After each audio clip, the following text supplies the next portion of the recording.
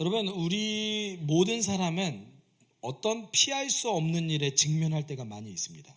그렇죠? 여기 계신 분들이 굉장히 지혜로운 분이 계실 수도 있어요. 그래서 인생의 선택을 지혜롭게 할 수도 있죠. 그런데 내가 아무리 지혜롭고 내가 아무리 뛰어나고 내가 아무리 능력이 있다 할지라도 누군가의 선택과 누군가의 지혜 없는 어떤 그런 생활, 누군가의 지혜 없음에 우리는 영향을 받을 수밖에 없습니다. 대표적으로 국가 지도자, 여러분 국가 지도자의 지혜 없는 선택에 우리는 영향을 받죠. 교회도 마찬가지입니다. 교회 안에서 목회자의 영향을 받습니다. 직장에서는 어떤가요? 직장에서 여러분 직장 상사의 선택이 항상 마음에 드시던가요? 네, 그렇죠. 네. 제가 얼마 전에 이제 울산에서 부목사로 저는 부목사라는 말을 별로 안 좋아하는데 어쨌든 목회 전임 사역자로 사역하는 이제 한 후배와 통화를 했습니다. 저랑 이렇게 대화를 나누다가 그 친구가 저한테 이러는 거예요. 형도 이제 담임 목사 마인드로 저를 보고 있어요, 형. 형도 이제 저를 이해 못해요. 그래서 네, 굉장한 비난을 받았습니다, 제가. 제가 그랬거든요. 힘들면 하지 마. 야, 내가 너의 그 힘들고 어렵다는 말을 굳이 내가 들어야 될까? 막 이런. 제가 굉장히 강박하죠. 네. 네. 그러더니 그 친구가 저한테 흥분하면서 그러더라고. 형도 담임 목사요, 이제. 그렇구나. 네.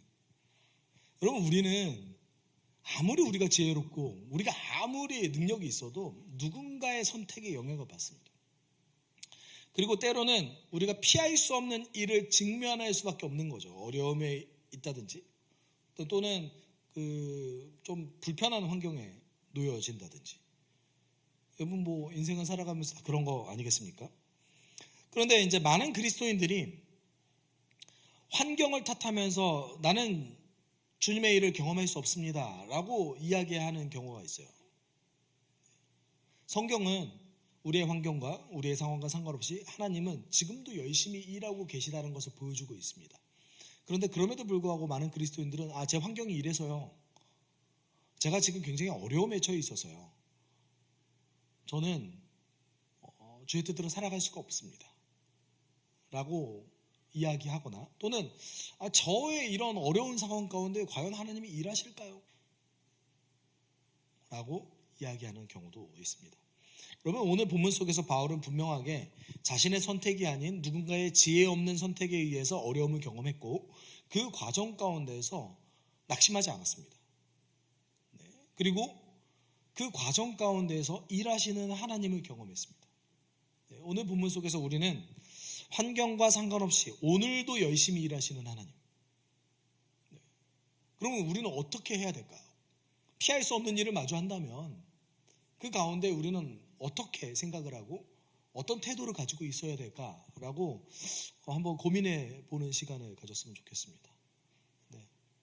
아마 다 여기 계신 모든 분들이 맞아요. 피할 수 없는 일들, 네, 직장 상사의 그 어리석은 선택 때문에 굉장히 힘들게 살아왔어요. 네. 또는 내 가족들을 돌보느냐고 너무 힘들어요. 내가 피할 수 없는 어떤 어려움을 현재 직면하고 있어요. 또는 우리가 이렇게 고백할 수도 있죠. 제가 너무 어리석게 선택을 해서 지금 이런 일이 벌어졌어요. 그럴 수 있잖아요. 우리는 완전하지 않으니까요. 그럼 그때 어떻게 해야 됩니까? 가만히 지나가겠지. 물론 맞죠. 그 시기가 지나가죠. 근데 그 시기에도 우리는 기억해야 됩니다. 하나님은 그때도 일하십니다. 근데 우리가 오해하는 측면이 있습니다. 어떤 것을 오해하냐면 하나님이 나를 힘들게 하셨어, 하나님이 나를 이렇게 어려움에 몰아넣으셨어 라고 착각할 때가 있습니다. 성경은 하나님이 절대 누구도 시험하지 않는다라고 말씀하셨어요. 어떤 분은 그때 이렇게 얘기해요. 그럼 아브라함은요? 여러분이 아브라함이 아니란 걸 명심하세요. 아셨죠? 네. 여러분 그 성경에 나오는 대표성을 띠는 사람과 여러분을 1대1로 비교하지 않으셨으면 좋겠습니다. 그러면 여러분 바울이 되시겠어요? 그렇죠? 왜 이상하게 주께 헌신하는 거는 바울이 되지 않으려고 하면서 이상하게 어떤 부정적인 이슈에 대한 어떤 하나님이 그 사람을 다루는 것을 보셨을 때 그것만 이거 되게 그렇지 않아요? 그래서 일반화시키는 경우가 있어요. 하나님 절대 누군가를 어렵거나 힘들게 내버려 두지 않습니다. 억지로 그곳으로 몰아넣지 않으세요. 그걸 우리가 좀 기억해야 돼요. 여러분 그 바다의 보름 가까이 표류했던 사도 바울 일행은 누군가의 생명도 단 한 명의 생명도 잃지 않고 육지에 도달하게 됐습니다.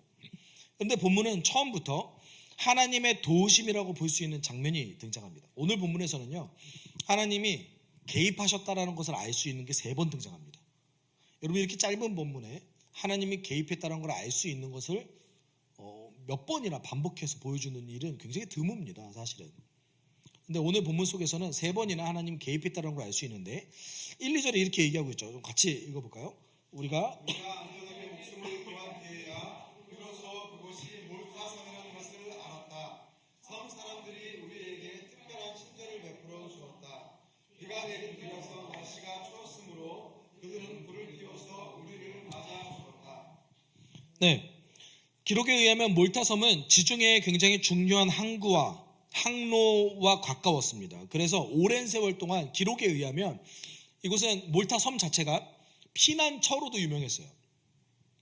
갑자기 풍랑을 만나거나 어려움이 있었을 때 몰타섬에 배를 댈 수 있는 피난처로도 유명한 섬이었습니다.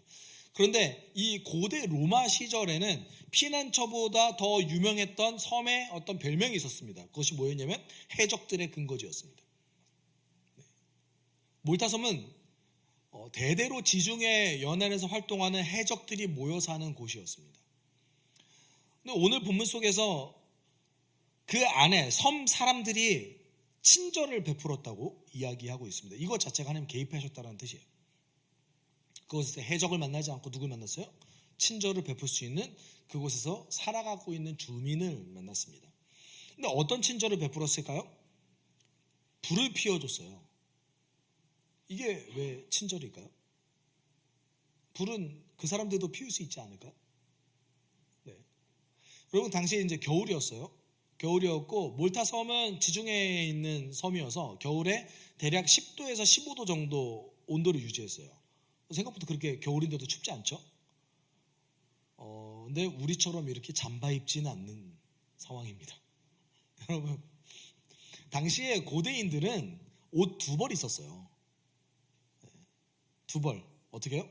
속옷, 겉옷. 속옷이 우리가 알고 있는 그 속옷 아닙니다. 언더웨어 아니에요. 아셨죠?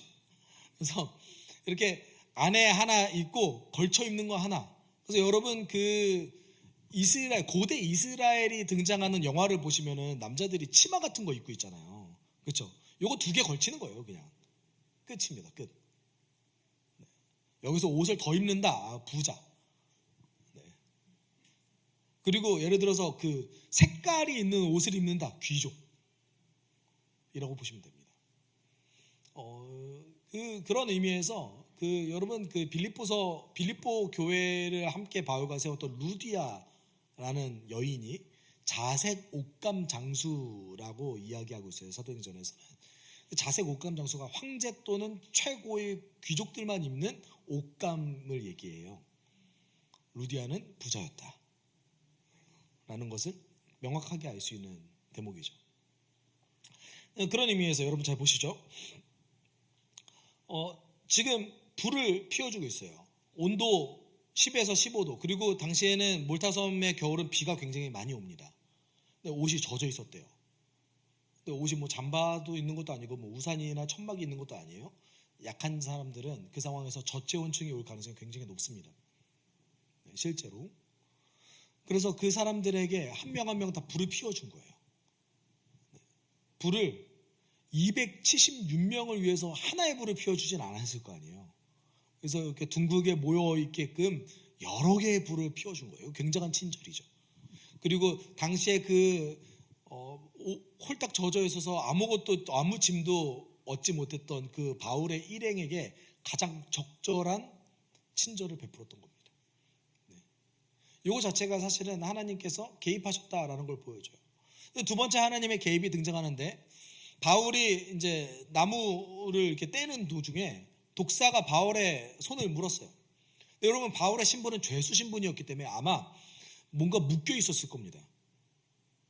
그러면 그 섬 사람들이 봤을 때 죄수 신분에 있는 사람이 독사에 물리니까 뭐라고 생각했어요? 저 사람은, 잘 보세요, 4절에 섬 사람들이 그 뱀이 바울의 손에 매달려 있는 것을 보고 이 사람은 틀림없이 살인자이다. 바다에서는 살아나왔지만 정의의 여신이 그를 그대로 살려두지 않는다 하고 서로 말하였다. 하필 다른 사람도 아니고 죄수를 물어버리니까, 아, 원래 죽었어야 될 사람인데 바다에서 안 죽었기 때문에 여기서라도 죽이려고 하시는구나 라고 섬 사람들이 생각했어요. 근데 우리가 이제 한글 번역에서는 섬 사람들이라고 얘기하지만 헬라어로 정확하게 직역하면 야만인들입니다. 여기서 이제 우리가 생각하는 야만인들과 좀 다른 개념이 뭐냐면, 여기서 얘기하는 야만인들이라는 표현은 물론 이제 언어를 그렇게 정제했기 때문에 그런 거지만 비문화권에 있는 사람들이라는 뜻이 좀 더 정확한 것 같아요. 그래서 그리스 로마 문명 바깥에 있는 원시 시대를 살아가고 있는 사람들이라는 표현이 좀 더 정확합니다. 네. 여러분, 뭐 역사를 공부하신 분들은 아실 수 있겠지만 현재 우리가 선진국이라고 얘기하는 그 나라들이 많이 모여 있는 곳이 서유럽이잖아요. 물론 요새 유럽도 많이 힘들긴 하지만, 네. 서유럽이 많이 발전해 있잖아요. 고대 로마 시절의 서유럽은 야만인들의 곳이었습니다. 네. 우리가 잘 알고 있는 바이킹족, 고트족이 그곳에 있었어요. 그래서 이 몰타 섬도 사실은 로마 문명권 바깥에 있었던 사람들인 거예요. 그런 의미로 봤을 때는 이 사람들이 라틴어를 하거나 그리스 말을 하거나 하지 않았다라는 것이죠. 네. 그러니까 원시적인 어떤 부족 형태를 이어가고 있었던 사람들이에요. 근데 갑자기 독사가 물었어요. 어떻게 생각하겠어요? 아, 신의 벌을 받는 거다 라고 생각하는 거죠. 여러분 생각해 보세요. 불을 이렇게 쬐고 있다가 갑자기 독사가 여러분을 물었어요. 어떻게 하실래요? 1번, 일단 깜짝 놀란다. 저는 비명을 질렀을 거예요. 여러분, 이게 정확한 반응이잖아요. 그렇죠? 그 다음에 독사에 물렸어요. 어떻게 하실래요? 예? 뭐 상처를 내든 뭐를 하든 막 응급처치를 하든, 그렇죠? 이것도 안 통하면 기도라도 해야 되지 않겠어요? 바울은 어떻게 했을까요? 바울도 제 생각에는 놀라긴 하지 않았을까요? 놀라긴 했을 거예요. 근데 바울의 반응을 보면 바울이 굉장히 특별하게 기도를 하거나 응급처치를 하거나 이런 내용이 등장하지 않습니다. 5절에 이렇게 얘기하고 있죠. 그런데 바울은 그 뱀을 불 속에 떨어버리고 아무런 해도 입지 않았다. 네. 바울이 왜 이렇게 덤덤했을까요? 네. 우리가 두 가지 가능성이 있습니다. 첫 번째는 누가가 사도행전을 기록할 때 굳이 바울이 호들갑 떠는 걸 기록하지 않은 거죠. 네, 엄청 호들갑 떨고 막 상처도 내고 기도도 바울도 이렇게 했을 수도 있어요. 근데 기록하지 않은 거일 수도 있습니다. 그렇죠? 없어 보이니까. 이게 첫 번째고, 두 번째는 바울이 실제로 그렇게 긴장하지 않았을 가능성도 있습니다. 근데 제가 볼 때는 후자라고 믿고 싶은 마음이 우리들 가운데 있잖아요. 근데 제 이제 생각으로는 바울도 놀라긴 했을 거예요. 어떻게 안 놀라겠어요? 안 놀랐는데 내가 해를 입지 않는다라는 것을 알았을 거예요. 왜요? 하나님 말씀하셨거든요. 너 반드시 로마에 내가 보내줄게 라고 말씀하셨거든요. 여러분, 우리가 봤을 때 독사에 물린 거 아주 현실이잖아요. 그렇죠? 바울에게 있어서 현실은 뭐예요? 하나님이 내가 로마에 보내줄게, 내가 널 로마로 보내줄게 라는 것이 바울에게 가장 중요한 현실이었어요. 이거 될 거다라고 확신했던 거죠. 이게 여러분 솔직히 얘기하면 여러분이 기도하다가 응답받는 거랑 다른 차원의 문제입니다. 기도하다가 응답받아서 어떤 느낌이 들었어요. 하나님이 날 보호하시겠다. 이런 느낌이 들었어요. 근데 그대로 안 되는 경우 많죠. 그렇죠? 기본적으로 여러분 기독교는 하나님께 어떤 응답을 끌어내서 그것이 이루어지는 것을 추구하는 종교가 아닙니다. 하나님께서 처음부터 끝까지 다 하실 건데 모든 걸 다 해나가실 건데 그 가운데에 나를 어떻게 움직이실 건가? 하나님이 내 기도를 들으셨다 여기서 끝이에요.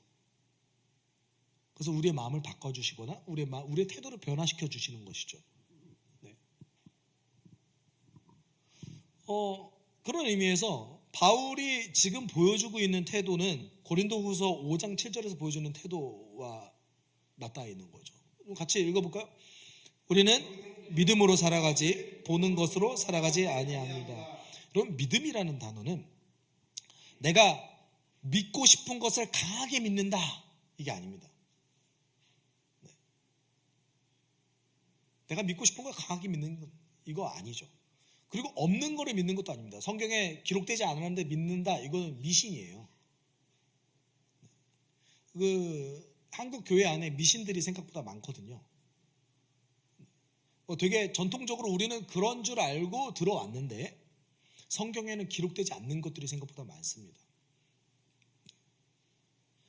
대표적인 이유, 여러분 방언이 정말 성령께서 대신 기도해 주시는 거예요?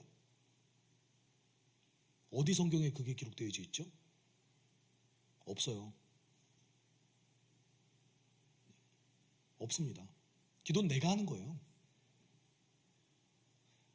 제가 이렇게 얘기하면 몇몇 분이 저에게 이렇게 너가 방언이 없으니까 그런 얘기를 하지.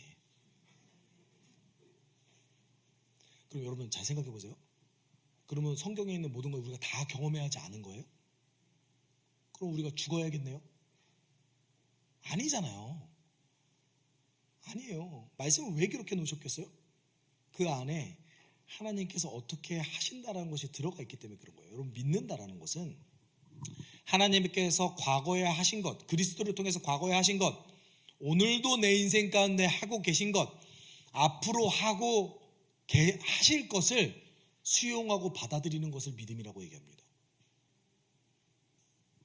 내가 믿음이 있다라고 착각하는 것 중에 하나는 뭐냐면 하나님이 있어. 이거 여러분 믿음 아니에요. 성경에 얘기하는 믿음이 아니라고요. 그러면 바울이 내가 믿음으로 살아갑니다 라는 것은 어떤 겁니까? 하나님께서 과거에 그리스도께서 하신 것들, 그리고 내 인생을 통해서 지금 하고 계신 것들, 앞으로 이뤄가실 것을 내가 전적으로 수용합니다. 나에게 이것이 가장 현실입니다. 눈에 보여지는 것은 내가 지금 독사에 물려서 죽을지도 모르는 거지만 하나님 분명 나에게 이런 일이 일어날 거라고 말씀하셨습니다. 바울에게 있어서 주의 말씀이 현실이었던 거죠. 여러분 믿음으로 살아간다는 것은 이런 의미를 가지고 있습니다. 제가 생각했을 때는 바울은 그래서 그렇게 크게 동요하지 않았던 것 같습니다. 근데 이게 되게 다른 사람들이 봤을 땐 이상하잖아요. 그렇죠? 독사에 물렸는데 왜 저러고 있어? 이상하잖아요. 그리고 어떤 해도 입지 않았어요. 이상하죠. 그래서 그 지역에 있는 원주민들이 심지어 바울의 신으로까지 생각을 했습니다. 그리고 바울을 굉장히 친절하게 대해줬죠. 그래서 그 추장이었던 보블리오라는 사람의 초대를 받아서 그곳에서 식사를 하는 장면이 등장합니다.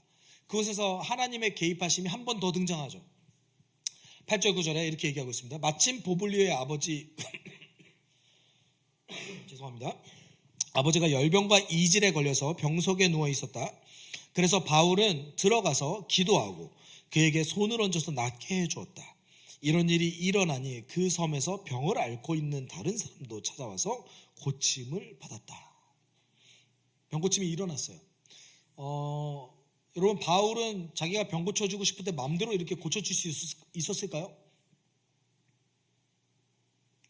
그렇지 않습니다, 여러분.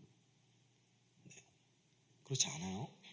우리가 그거를 하실 수 있으셨던 분은 하나님이신 예수님밖에 없어요.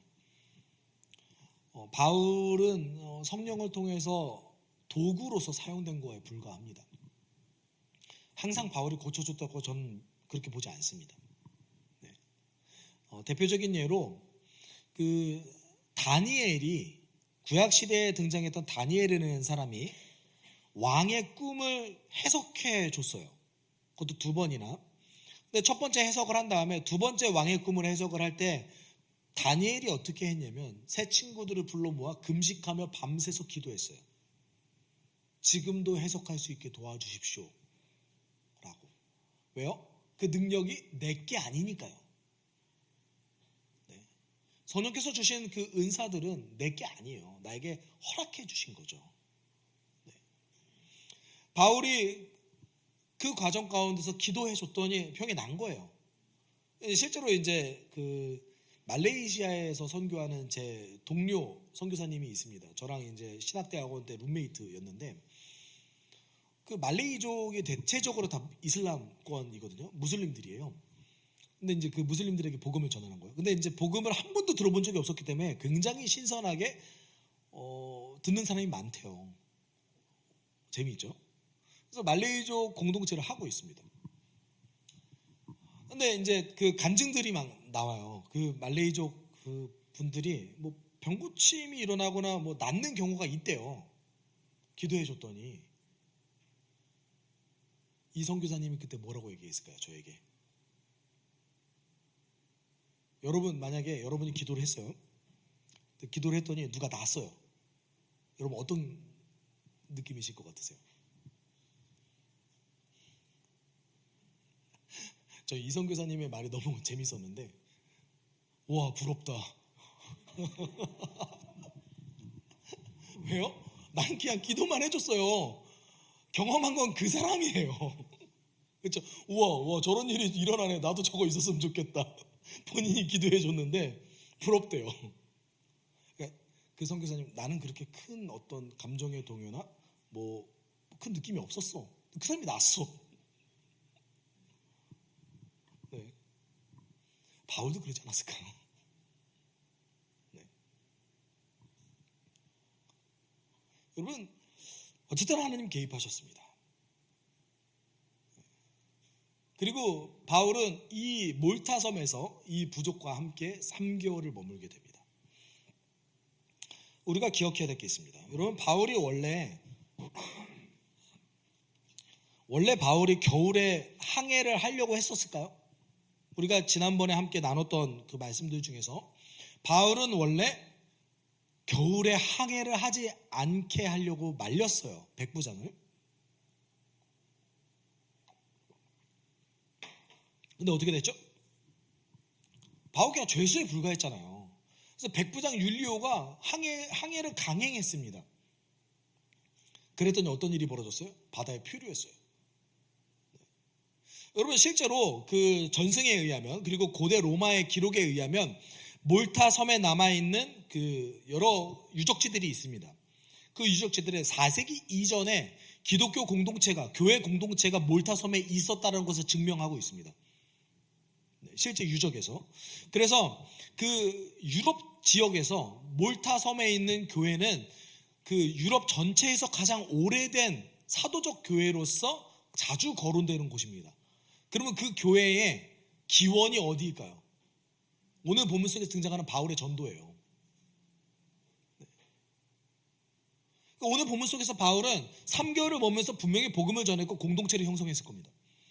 바울이 교회를 세웠을 수도 있고 그것에 기여했을 수도 있지만 어찌됐든 몰타 섬에 최초로 복음을 전한 사람은 바울입니다. 그래서 몰타 섬에 있는 교회는 굉장한 자부심이 있대요. 우리 공동체는 바울이 복음 전한 곳이야. 물론 역사적으로 그게 연속되느냐 이건 몰라요. 네.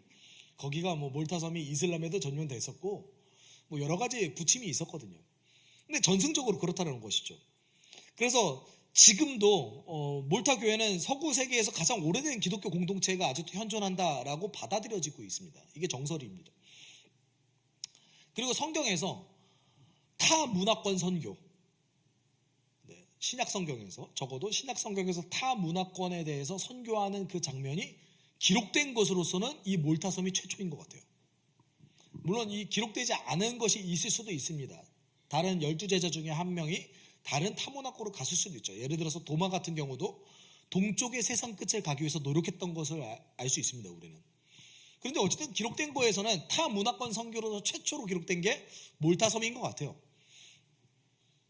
근데 우리가 기억해야 됩니다. 그러면 하나님께서는 바울이 몰타섬에 가게 하려고 일부러 이렇게 유도하셨을까요?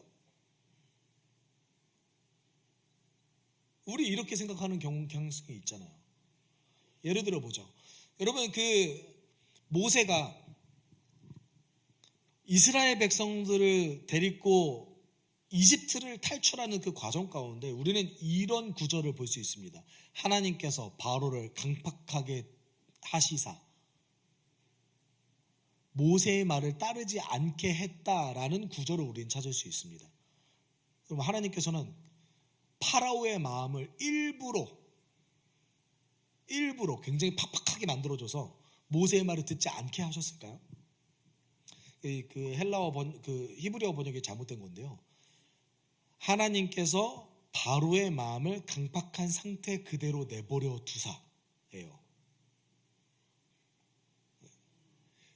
어떤 의미입니까? 그 사람 자체가 그냥 강팍한데 개입하지 않으신 것뿐이에요.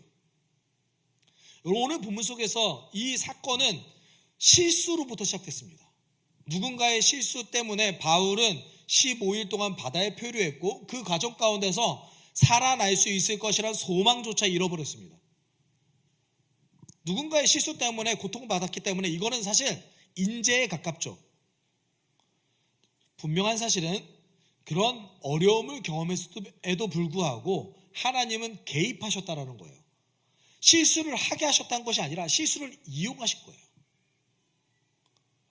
우리를 어렵게 하시는 것이 아니라 우리의 어려움조차도 선으로 바꿔내시는 거예요. 다른 차원입니다, 여러분. 하나님, 여러분 고통받는 거 좋아하지 않으세요? 여러분이 고통받는 걸 좋아하시면 굳이 뭐하러 여러분을 위해서 예수 그리스도를 보내십니까? 너무 이상하잖아요.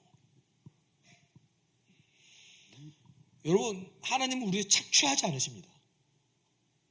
우리가 너무 세상적으로 착취하는 무속신앙에 대해서 익숙해져서 세상에 있는 신의 개념을 성경에도 들고 들어오고 세상에 있는 신의 개념을 우리 기독교 공동체도 들고 들어와서 그렇게 할 수 있지만 그거 굉장히 왜곡된 시각입니다. 하나님 우리 착취하지 않으십니다. 하나님 우리 사랑하십니다. 우리의 고통을 즐거워하지 않으시고 우리의 고통을 안타까워하십니다. 그렇지만 그 고통 중에서도 하나님께서는 열심히 일하세요. 우리 로마서 8장 28절에 바울이 이런 경험을 너무 많이 했기 때문에 피할 수 없는 어려움을 너무 많이 경험했기 때문에 그 가운데서 일하시는 하나님도 너무 많이 경험했습니다.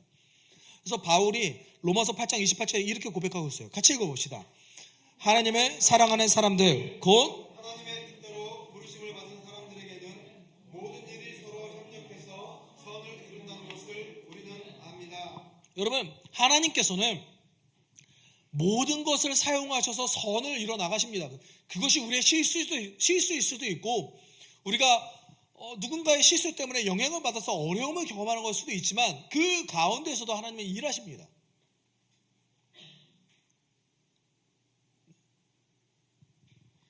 그 일하신다는 뜻이 선하게 당신의 기준으로 바꿔가신다는 뜻이에요.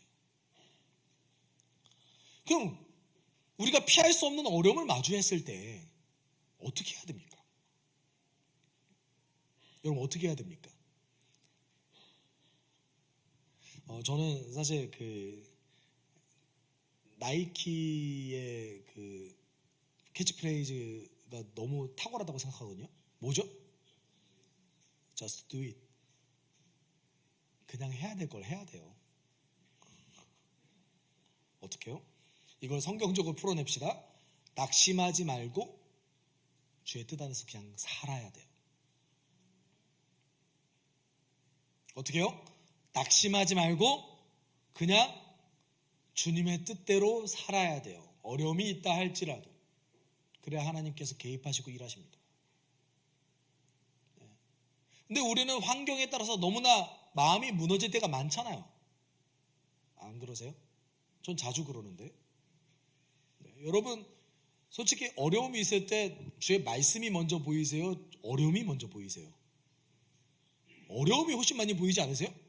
왜 나에게 이런 일이? 네, 저는 제가 이제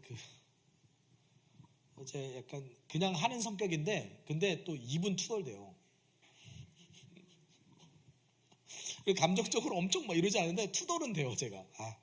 그래서 제가 유학생활 중에 이렇게 뭔가 잘 안 풀릴 때가 많았거든요. 다른 사람들은 굉장히 수월하게 하는 거를 저는 뭐 되게 어렵게 막 이렇게 하고 막 이럴 때가 많았어요. 그래서 이제 제가 이제 이랬거든요. 뒤로 넘어져도 나는 코가 깨지는구나. 원래 뒤로 넘어지면 코가 깨지나요? 그쵸?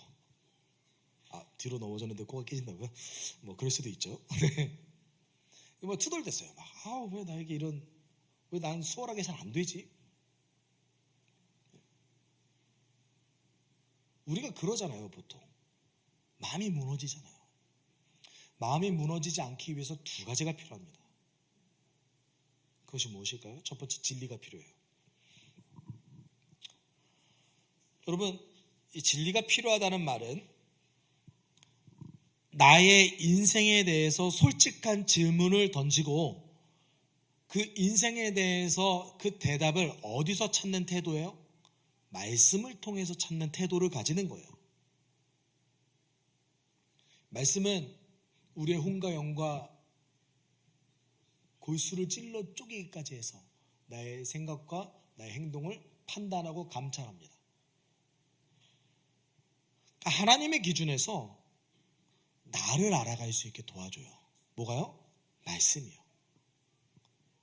그래서 시편 119편 105절에 이렇게 얘기하고 있습니다. 같이 읽어볼까요? 주님의 말씀은 내 발의 등불이요 내 길의 빛입니다. 여러분, 고대 시절에 등불이 서치라이트처럼 전방 30m 볼 수 있습니까? 어떻게 볼 수 있죠? 등불 발 앞에 딱 볼 수 있어요. 주의 말씀이 내 발의 등불입니다 라는 뜻이 뭡니까? 오늘에 집중할 수 있게 도와준다는 거예요. 여러분, 어려운 가운데 있을 때에, 낙심할 만한 일이 있을 때에 여러분, 주의 말씀은 여러분에게 어떤 것을 도와주냐면 하나님께서 무엇을 하셨는가를 알게 합니다. 첫 번째. 두 번째, 오늘의 나의 삶에 집중할 수 있게 도와줘요. 내가 뭘 해야 되는가? 내가 어떻게 살아야 되는가? 내가 오늘 하루 어떤 인생을 살아야 되는가? 이게 전부예요. 근데 말씀에 집중하지 않으면, 말씀을 통해서 내 인생을 해석하려고 노력하지 않으면 여러분, 어려움만 계속 파고들게 돼 있어요. 개인적으로 주의 진리는요, 우리에게 아주 좋은 걸 많이 준다고 생각합니다. 그 중에 좋은 것 중에 몇 가지가 더 있는데, 여러분, 주의 말씀을 건강하게 해석하면 역사의식도 얻을 수 있어요.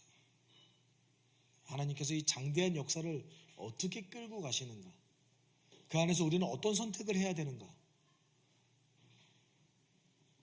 주의 진리가 우리를 그렇게 잡아줍니다. 낙심하지 않게 도와줍니다. 왜냐하면 시작과 끝을 명확하게 이야기하고 있거든요. 근데 다만 우리가 그런 태도를 가지고 있으면 안 되는데, 내가 진리를 소유하고 있다라는 태도를 가지고 있으면 안 됩니다. 진리는 내가 소유하고 있는 게 아니에요. 하나님의 말씀이 진리인 거죠. 우리는 진리를 죽을 때까지 정확하게 명확하게 이해할 수 있는 존재들이 아닙니다. 그의 파편들만 조금씩 알아가는 거죠. 그래서 진리와 나를 비교해서 내 삶을 진리에 맞춰가는 거예요. 근데 그리스도인들 가운데 굉장히 배타적이고 굉장히 누구의 말도 수용하지 않고 자기에 대해서도 잘 모르고, 왜 이런 일이 벌어질까요? 내가 진리를 소유했다고 생각했기 때문에 그래요. 우리가 생각하고 있는 것이 정말 모든 것이 다 정답이 아닙니다. 제가 여러분들보다는 성경을 더 많이 연구하고 있죠. 제가 잘 알까요? 잘 모르겠어요, 솔직히. 항상 고민하는 건 뭐냐면, 내가 알고 있는 그 하나님의 말씀의 기준에 합당한 그 하나님이 맞을까?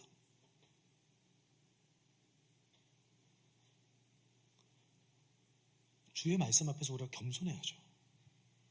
여러분, 하나님께서 우리에게 말씀하셨기 때문에 하나님을 알 수 있는 거지 어찌 감히 인간이 하나님을 알 수 있습니까?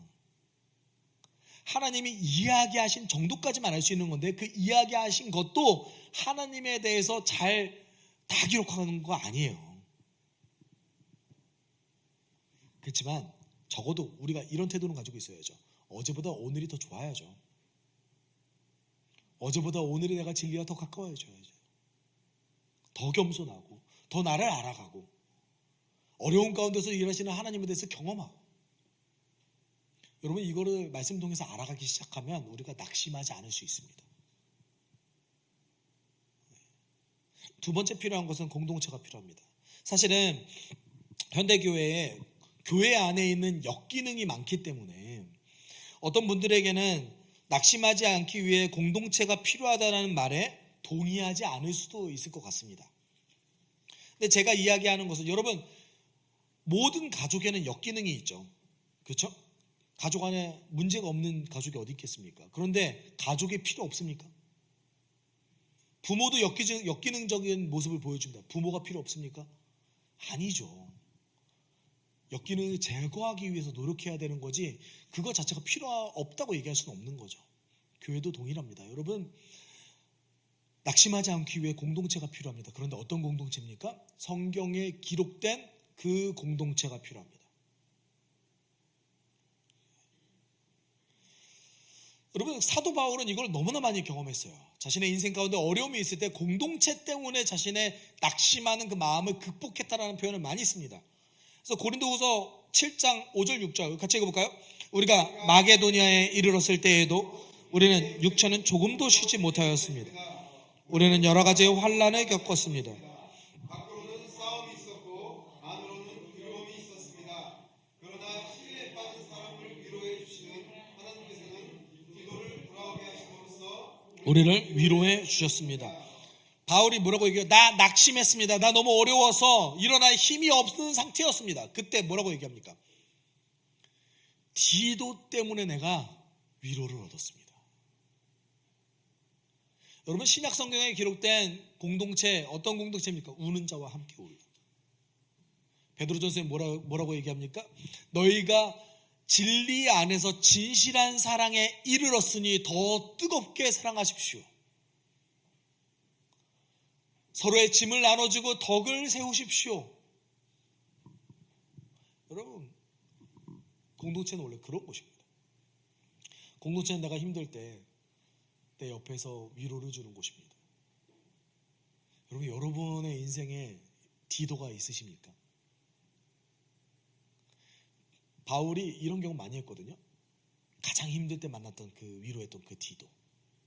몸이 처절하게 망가져서 휴식을 하고 있을 때 만났던 그 디모데.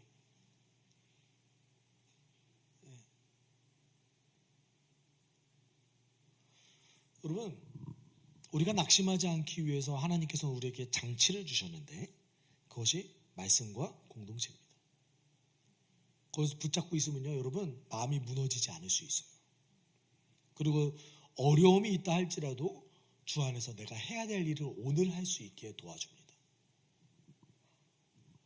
마지막으로 함께 이 말씀을 읽고 마무리했으면 좋겠습니다. 같이 읽어봅시다. 선한 일을 하다가 낙심하지 맙시다.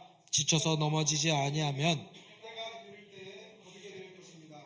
그러므로 기회가 있는 동안에 모든 사람에게 선한 일을 합시다. 특히 믿음의 식구들에게는 더욱 그렇게 합시다.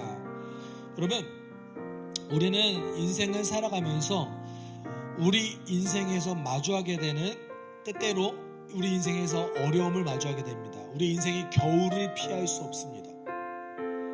근데 우리가 기억해야 될 것은 무엇입니까? 우리 인생이 겨울을 맞이한다 할지라도 우리 하나님께서는 일하십니다.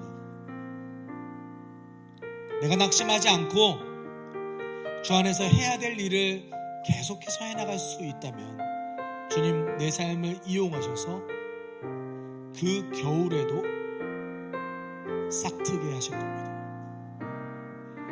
여러분이 언젠가 마주할 할 인생의 겨울을 피할 수 없다면 여러분, 그 상황을 통해 일하시는 하나님을 봤으면 좋겠습니다. 여러분, 지금 현재 직장 때문에, 가족 때문에, 나의 상황 때문에, 나의 어려움 때문에 내가 지금 낙심해 있다면 주의 말씀을 보십시오. 공동체 위로를 받으십시오. 일하시는 하나님 경험하기를 소망합니다. 우리 함께 찬양합시다. 날이 저물어 갈 때, 빈들에서 걸을 때, 그때가 하나님의 때,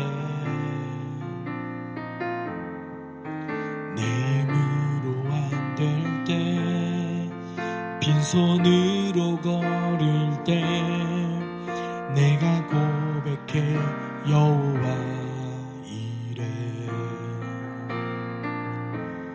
주가 일하시네, 주가 일하시네, 주께 아끼지 않는 자에게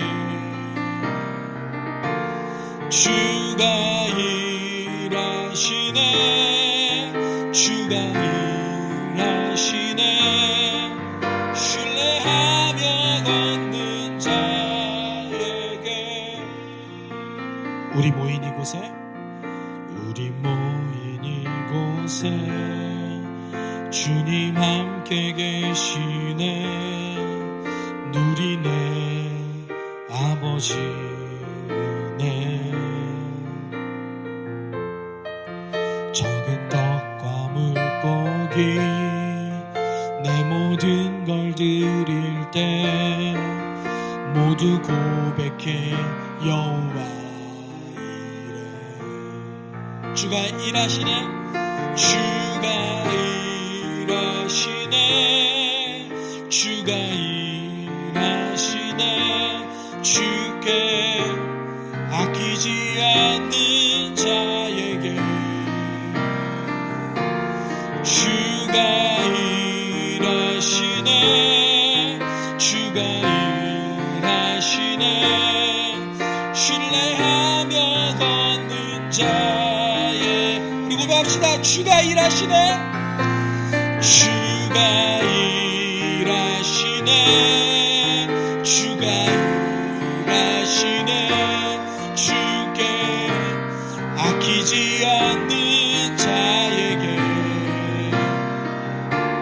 주가 일하시네, 주가 일하시네, 신뢰하며 걷는 자에게. 우리 지금 이 순간 함께 기도할 때 내가 낙심하는 그 지점, 나의 겨울이었던 그 지점, 하나님 그 지점이 당신께서 일하심을 볼 수 있는 그곳임을 우리는 믿습니다. 내 삶 가운데 일해 주십시오. 내가 낙심하지 않게 나를 붙잡아 주십시오. 하나님, 주님의 일하심을 언제나 목격하고 내가 낙심하지 않고 살아갈 수 있게 우리 인도해 주십시오. 우리가 함께 기도하며 나아가도록 하겠습니다. 사랑 많으신 하나님 아버지,